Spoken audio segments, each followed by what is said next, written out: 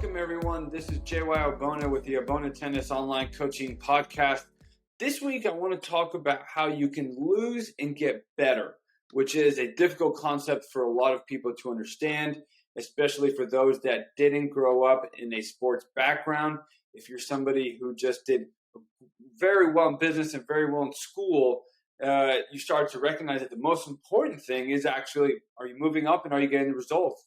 And as long as you're not cheating, then you must be doing something right. You're going to be totally fine. Everything's going to work out. In sports, that's not the way things work. And if you think about for kids, why this is also so hard is, for kids, their first education in dealing with, well, what's the response when you do something well or not is, are you getting an A or an F?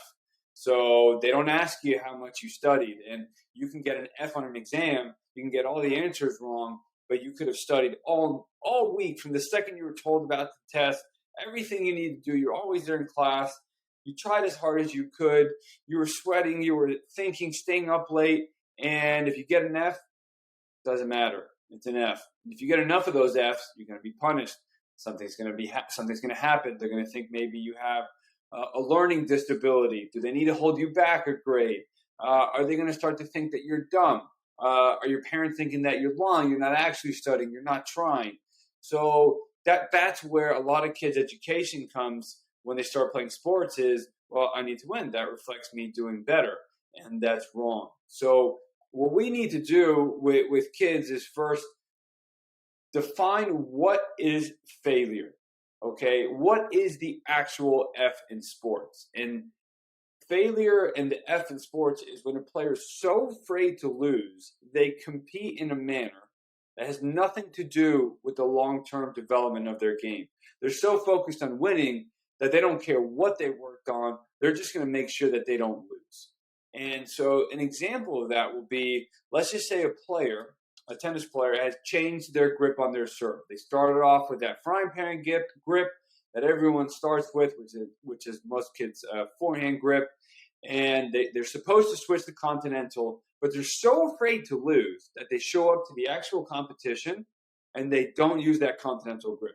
They're too afraid. They don't feel like they can do it well enough. So they revert back and they use that frying pancake grip and they win their first round. And heck, they can win the final of the tournament 6-0, 6-0, and they will have wasted their time. Their ranking will be higher, but their level of play will have stayed the same. Their serve never got better. And that's because a coach has to explain to the child that, look, if you continue to use the same incorrect grip, there's going to be a point where you can't add power and you can't add spin. So as you get older, your serve is just going to get smashed and you're not going to be able to move up.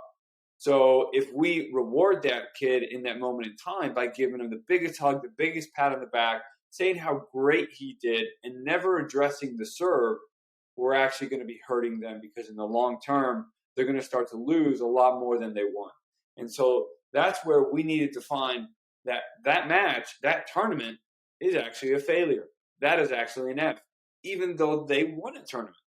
Now, let's take the other side of the thing of that. So let's just say, well, what is winning then? Well, if we know what failure is, then winning must be where they walk into that match, they have that serve grip, they try to use that continental grip, they double fault like 22 times.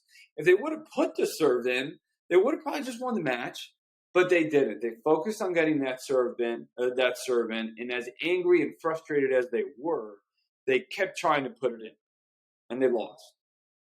Well, they lost that match, but they got better, because what a player needs is repetitions and muscle memory in the area. Repetitions to develop the muscle memory that they need to develop their game for the long term. Because once they can develop the muscle memory of that one skill, they can move on to the next and then to the next, and they can build it on. But we need repetitions for that.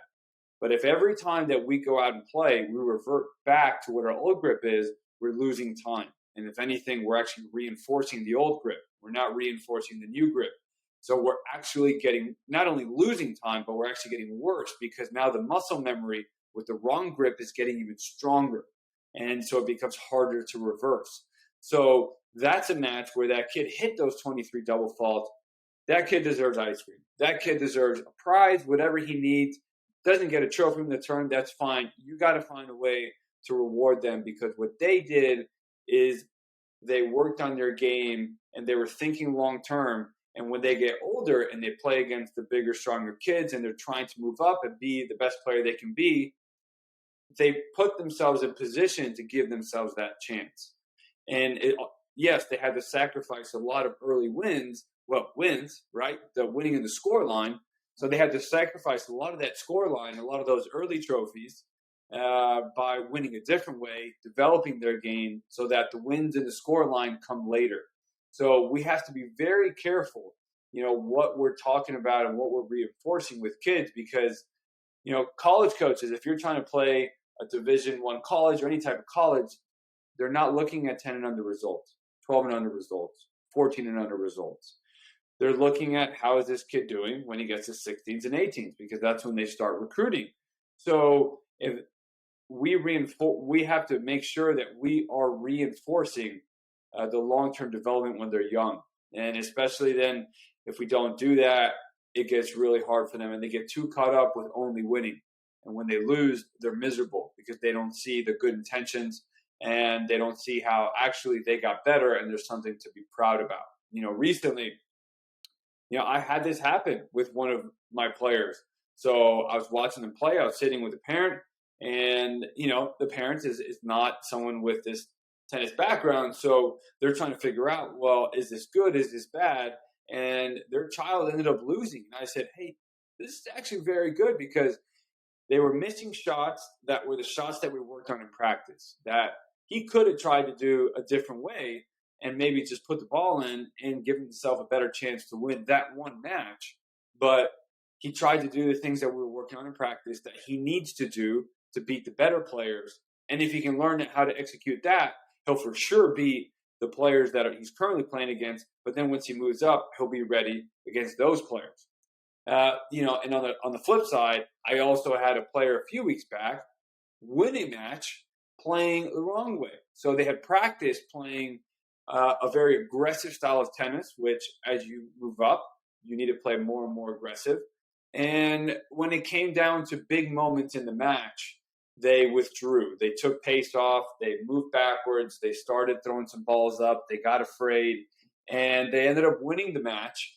But they got worse in the area that they're going to have to do well come important moments against big players. So the next time that moment comes up, whenever it may be against a strong player, they're not going to be ready to execute yet. Where maybe if they would have taken that loss in the scoreline a few weeks ago, now for that next match, they're ready to execute. And not only against the level of player they're currently playing against, but against anybody. So we have to be careful of the things that we're discussing with kids. So don't get so caught up with the scoreline. If you're a parent and you're not exactly sure what's going on, hopefully the coach is there at the match, or you're recording the match and you can send it to them. That way you can get feedback from the coach. Hey, this is what we're working on. So let's see if he or she tries to do this in the match, because that's the most important thing. A coach knows how to see if they're trying to do the right things, where a parent might not. And so that's where they look more at the score line, because that's what they've been taught a lot about in life is, well, what are the kids' grades? What salary are they getting from their job? What's the position? What's the title for their position? As opposed to in sports, it needs to be, no, what are they trying to do? Are they working on the things they were working on in practice? So that's where the coach comes in. So if you're not sure, just say, and the child comes up to you after the match, like, hey, I won. What did you think? Or I lost. What did you think? If you're not very clear on what they should have been doing and the coach is not there telling you what they were supposed to be doing in the first place, then just say you don't know. Get with the coach and hopefully record that match and they can watch it. And then if the coach never watches that match, well, then that's going to be tough, because it's going to be hard for the coach to give that feedback and say, no, they lost for the right reasons, or they won for the wrong ones, or, they won for the right reasons and they lost for the wrong reasons as well. That's a double whammy for both ways. So be careful out there. You can lose and get better. So make sure you're working on the right things. Make sure you're reinforcing, getting better over the longer term. And it's going to be a much healthier environment to develop. and that's where you actually maximize a player's potential. So good luck out there. Let me know if you have any questions. Go to www.aubonetennis.com, AUBONE tennis.com. You can email me directly through there. There's a couple contact forms, or you can find me pretty much on all the social medias, and I'll be happy to answer any questions. And if you have somebody, if you don't have anybody looking at video and you're not sure if you're winning for the right reasons or losing for the right reasons, that's where I come in and I help people with that. So good luck out there. Have fun getting better.